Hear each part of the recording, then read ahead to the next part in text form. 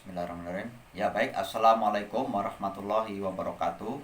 Senang sekali bisa berjumpa kembali pada pembelajaran di kesempatan kali ini ya. Walaupun kita masih belum bisa melaksanakan pembelajaran tatap muka, tetapi Bapak berharap kalian tetap terus semangat untuk mengikuti pembelajaran jarak jauh ini ya. Bapak berharap kalian bisa mengikuti videonya sampai selesai ya. Pada kesempatan kali ini kita akan lanjutkan materi di bab yang ketiga ya. Apabila kita menyimak video sebelumnya ya, kita pada kesempatan kali ini di bab yang ketiga membahas tentang akhlak ya. Judul besarnya adalah cita-citaku menjadi anak soleh. Akhlak ini berasal dari kata khuluq yang artinya perilaku atau perbuatan manusia. Namanya perilaku atau perbuatan manusia itu bisa dikategorikan itu perbuatan baik dan juga perbuatan buruk, atau disebutnya akhlakul karimah atau akhlak terpuji, dan juga akhlakul mazmumah atau akhlak tercela. Yang namanya perilaku atau perbuatan itu tentu banyak sekali ya. Namun yang dipelajari di bab yang ketiga ini ada tiga perbuatan, tiga akhlak. Yang pertama adalah jujur ya. Kemudian yang kedua adalah hormat dan patuh kepada orang tua dan guru. Kemudian yang ketiga adalah saling menghargai ya.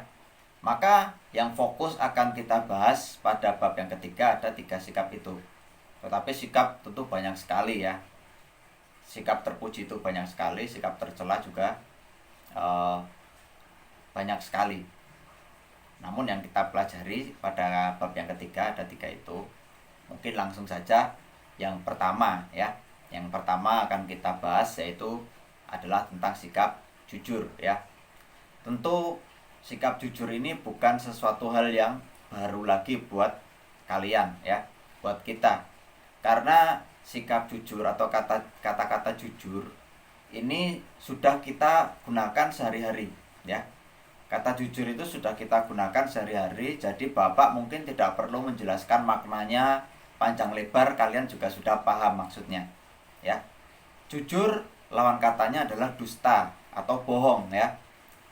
Nah, jujur ini bisa terdiri dari dua, yaitu jujur dalam perkataan dan jujur dalam perbuatan. Seperti yang sudah Bapak jelaskan pada video sebelumnya ya, apabila kalian menyimak. Di situ yang namanya akhlak atau sikap atau perilaku itu bisa berupa ucapan dan juga bisa berupa perbuatan. Jujur pun juga sama, bisa berupa ucapan, bisa berupa perbuatan atau tindakan. Jujur yang berupa ucapan itu berarti perkataan yang sesuai dengan fakta yang terjadi ya. Bapak ulang, jujur dalam perkataan itu yaitu kata-katanya itu sesuai dengan apa yang terjadi, sesuai dengan faktanya, tidak ditambah-tambahin dan tidak dikurang-kurangin. Itu jujur dalam perkataan. Contohnya ya, kata-kata yang tambah-tambahin. Misalkan ya, kalian melihat di jalan, kalian melihat ada kecelakaan. Mungkin kecelakaannya hanya sepele, menyempret doang, senggolan doang ya, senggolan doang jatuh. Kemudian kalian lihat, terus kalian kasih tahu ke teman-teman kalian, di sana ada kecelakaan, korbannya itu sampai berdarah-darah, padahal itu nggak sampai berdarah-darah. Itu sudah menambah-nambahin ya. Nah, nambah-nambahin itu berarti sudah tidak sesuai dengan fakta yang sebenarnya, maka itu bisa disebut sebagai bohong atau dusta. Nah, tentu contoh yang lain kalian jauh lebih paham mungkin ya. Bisa menyebutkan contoh yang lain ya. Karena kita hidup itu sering sekali kita disuruh oleh orang tua untuk membeli di warung, mungkin membeli beras atau membeli minyak.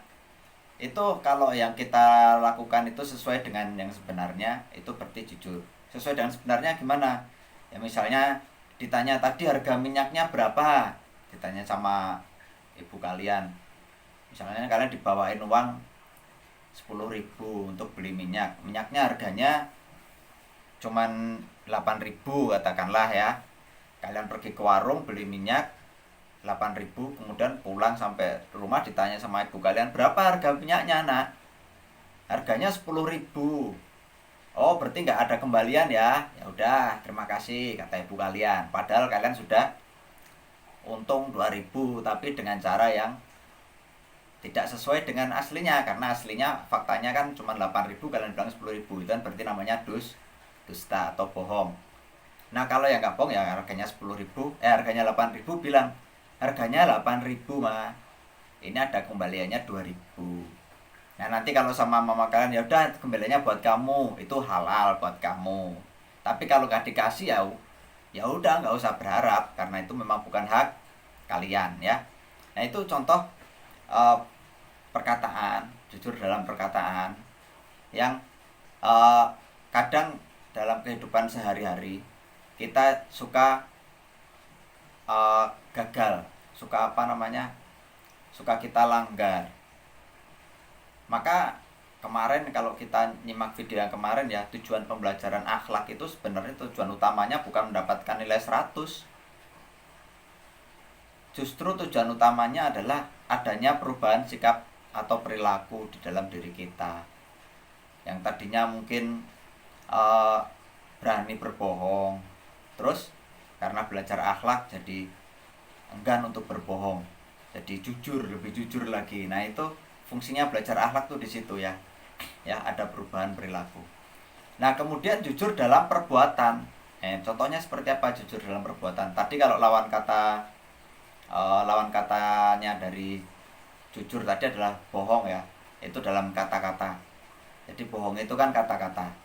Nah, kalau perbuatan atau perilaku yang tidak jujur itu namanya adalah curang ya.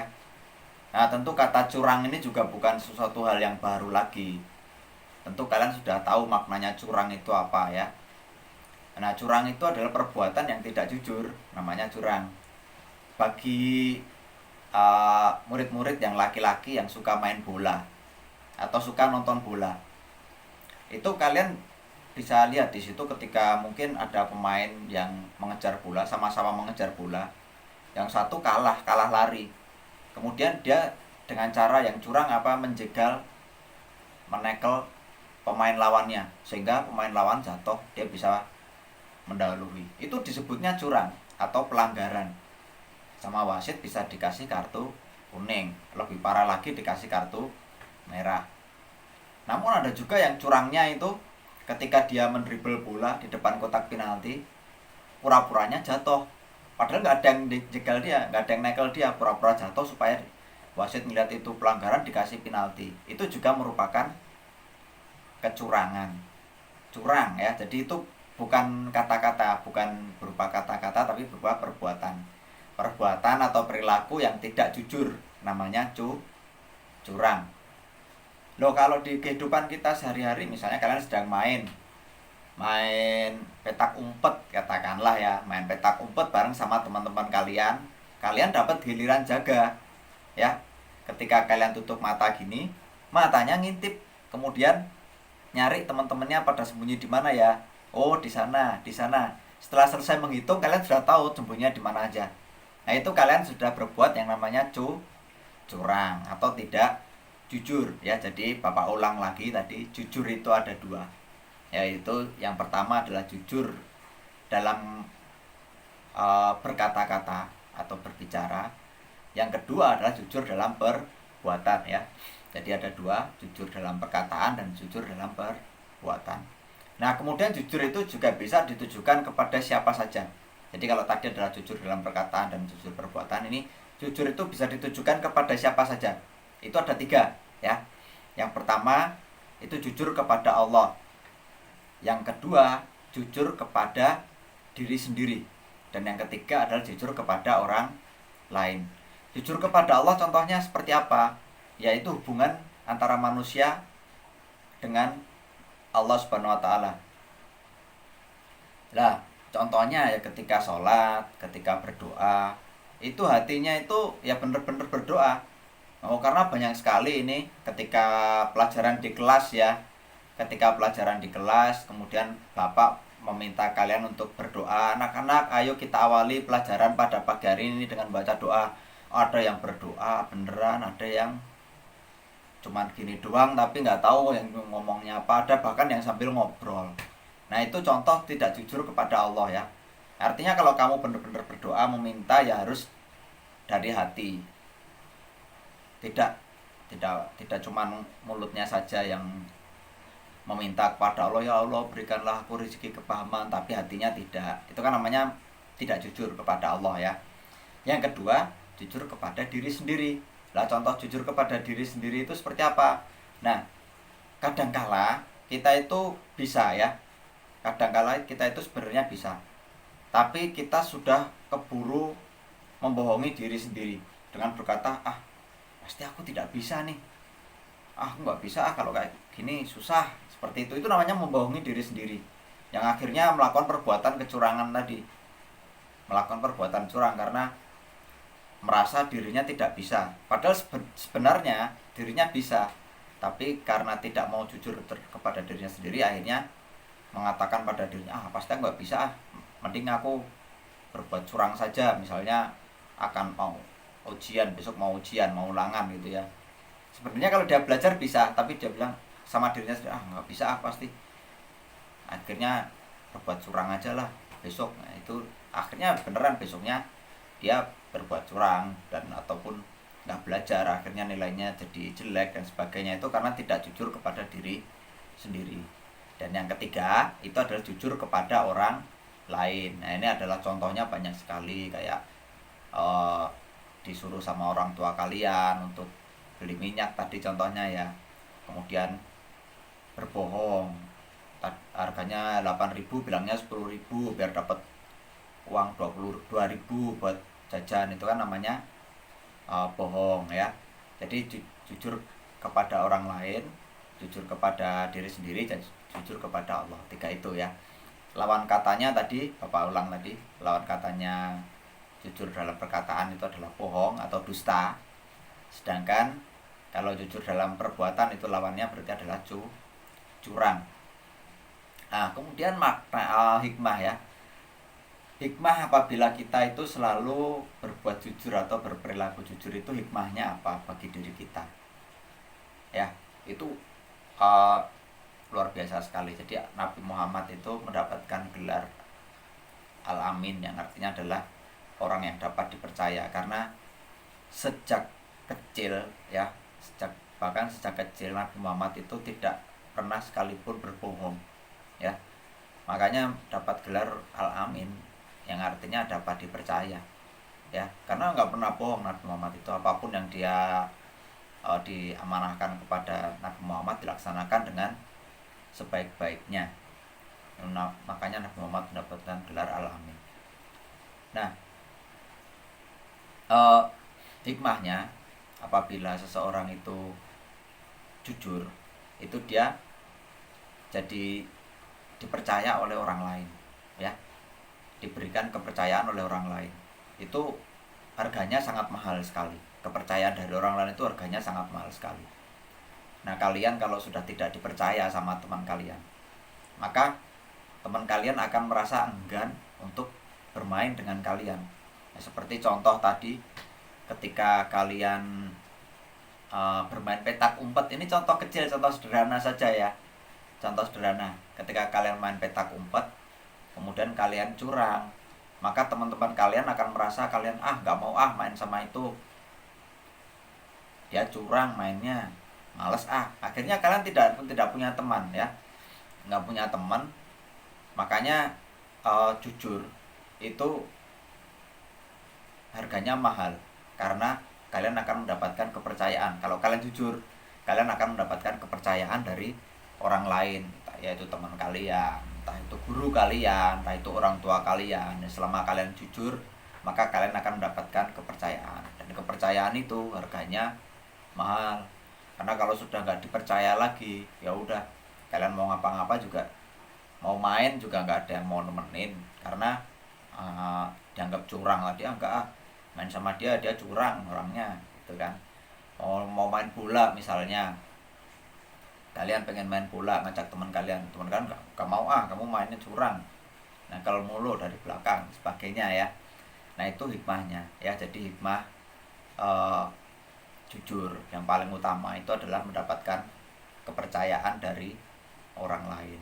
Nah, apabila seseorang itu sudah tidak jujur, maka dia tidak mendapatkan kepercayaan.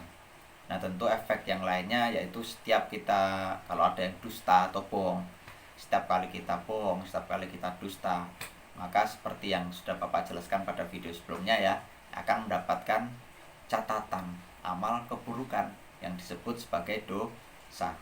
Kadangkala satu kebohongan itu akan membawa kebohongan yang lainnya untuk menutupi kebohongan yang pertama. Jadi yang pertama kamu udah bohong nih, ditanya kan, udah bohong ditanya, kemudian kalian berbohong lagi untuk menutupi kebohongan yang pertama. Nah kemudian kalian harus berbohong lagi untuk menutupi kebohongan yang kedua. Begitu seterusnya sampai akhirnya kalian menjadi orang yang dicap sebagai pembohong atau penipu, dicap sebagai penipu ya. Akhirnya efeknya apa? Tidak akan mendapatkan kepercayaan dari orang lain ya. Maka hikmah dari perilaku satu ini terpuji, yaitu akhlakul karimah, yaitu jujur, yaitu adalah mendapatkan kepercayaan orang lain ya. Mungkin itu saja yang Bapak sampaikan pada pertemuan kali ini. Apabila kalian ingin bertanya bisa menanyakan di forum di Google Classroom ya. Mungkin itu saja yang Bapak jelaskan pada kesempatan kali ini. Kurang dan lebihnya mohon maaf. Billahi taufiq wal hidayah. Wassalamualaikum warahmatullahi wabarakatuh.